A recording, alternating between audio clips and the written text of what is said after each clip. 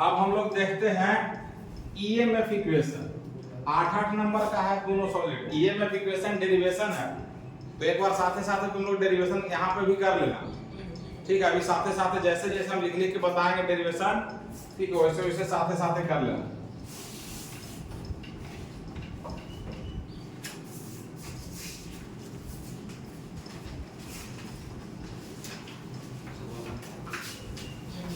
B number question है, lecture 3 हो जाएगा।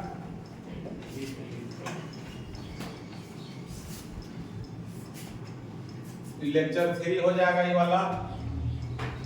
1 का B, derive the EMF equation of transformer. Derive the EMF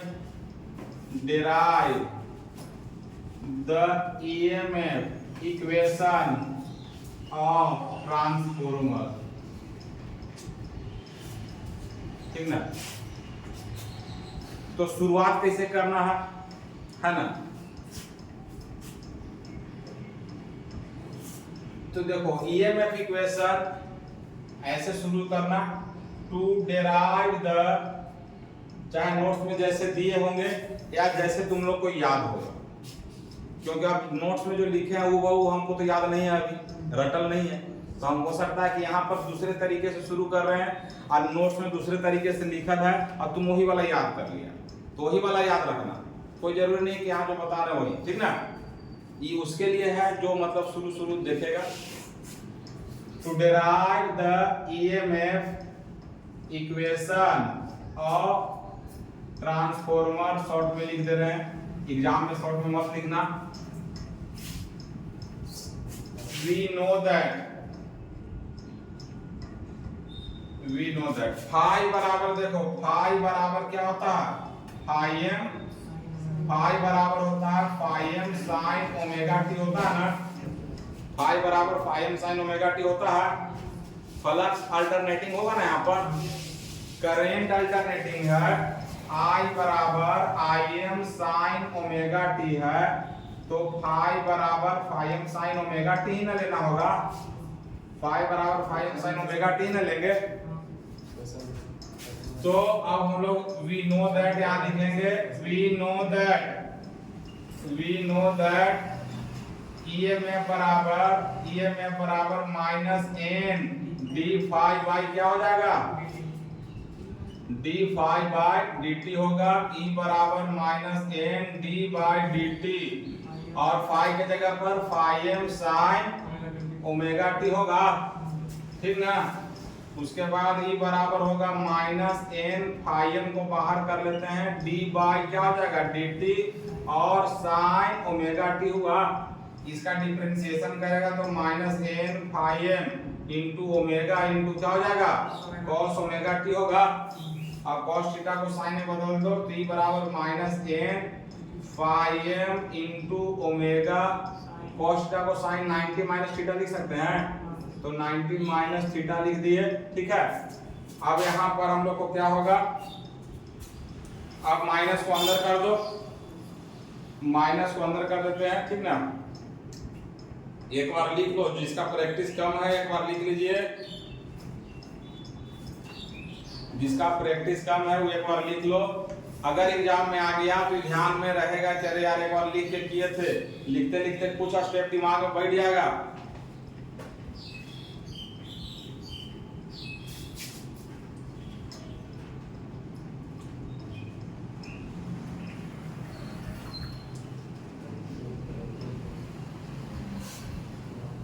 तो माइनस को भीतरे कर दो, मतलब अंदर कर दो,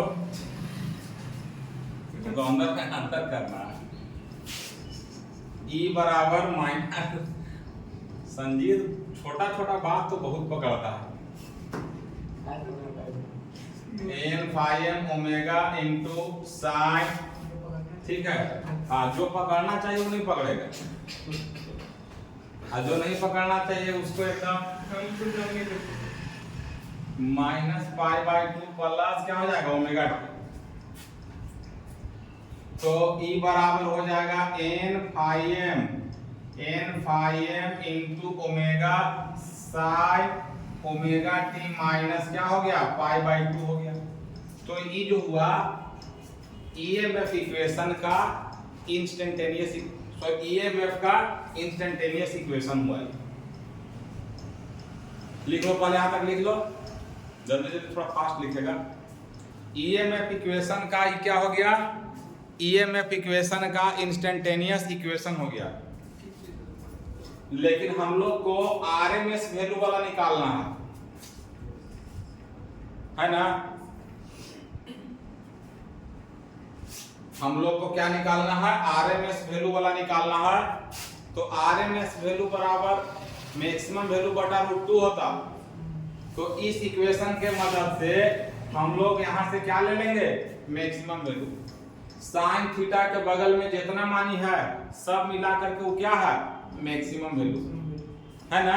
पढ़े हैं हम लोग ऐसी फंडामेंटल में कि साइन थीटा से इधर जितना मानी है वो सब मिला के मैक्सिमम वैल्यू रहेगा, है ना। तो यहां से फिर लिखना है वी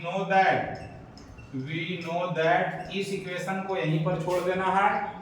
अब हम लोग को लिखना है कि EM बराबर मतलब मैक्सिमम वैल्यू बराबर होता है EM बटे √2 सॉरी EM ERMS बराबर ना, ऐसे लिख लो यहाँ पर। EM बराबर यहाँ पर क्या है, n phi m into omega है। अब ERMS बराबर होगा EM बटे √2 होगा, मतलब होगा n phi m into omega बटे √2 होगा, है ना। तो इसके बाद हम लोग क्या करेंगे बेटा, इधर ई वाला मिटा देते हैं।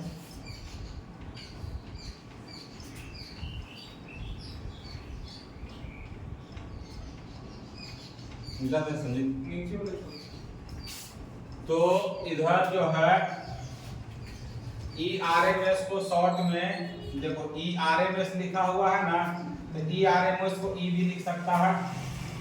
तो n phi m into omega बटे √2 हो गया।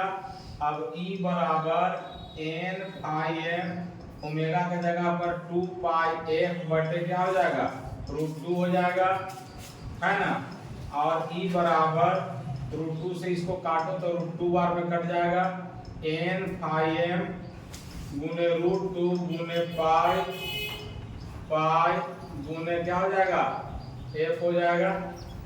अब देखो E बराबर √2 गुने पाई गुने phi m f into n, और √2 गुने पाई का वैल्यू कितना होता है, हाँ इसका वैल्यू होता है 4.44 phi m f into n हो गया। तो ये जनरल इक्वेशन हुआ, this is the required general equation, ठीक ना, of transformer. This is the required general EMF equation of transformer. तो यहाँ पर एग्जाम में इसको ऐसे घेर लेना है और घेर के लिख देना है this is the required general EMF equation of transformer. General equation क्यों कह रहे हैं, क्योंकि प्राइमरी सेकेंडरी दोनों के लिए हुआ। अब इफ n के जगह पर n1 होगा तो प्राइमरी का EMF होगा मतलब E1 होगा, है ना। तो E1 बराबर हो जाएगा 4.44 phi m f into n1 होगा। और इफ n के जगह पर n2 होगा तो सेकेंडरी का EMF हो जाएगा। तो E2 बराबर क्या हो जाएगा 4.44, है ना, phi m f इंटू क्या हो जाएगा, n2 हो जाएगा। 4.44 phi m f into n2 हो जाएगा, है ना। तो EMF इक्वेशन होगा। तो this is the required EMF equation of single phase transformer. E line जरूर लिखना, भले ही तेरा आंसर गलत आवे लेकिन रिक्वायर्ड लिख देना ताकि अगला को ध्यान में रहे कि एकदम सही निकाला, ठीक ना। तो इस प्रकार से पहला क्वेश्चन हम लोग का कंप्लीट हो गया। प्रिंसिपल एंड ऑपरेशन को मन में एक बार बैठा लो। ईएमएफ इक्वेशन में कुछ नहीं है, सिर्फ डेरिवेशन है, सिर्फ और सिर्फ क्या है, डेरिवेशन। इसको 2 बार लिख लेगा तो याद हो जाएगा, इसको 2 बार लिख लेगा तो एकदम क्या होगा, हंस के याद हो जाएगा।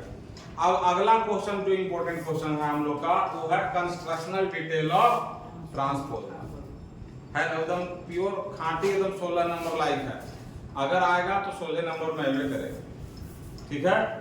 तो अगला लेक्चर में हम लोग constructional detail of single phase transformer को देखेंगे, ठीक ना। थोड़ा लंबा क्लास उसका होगा, उसको नेक्स्ट लेक्चर में करेंगे, ठीक है।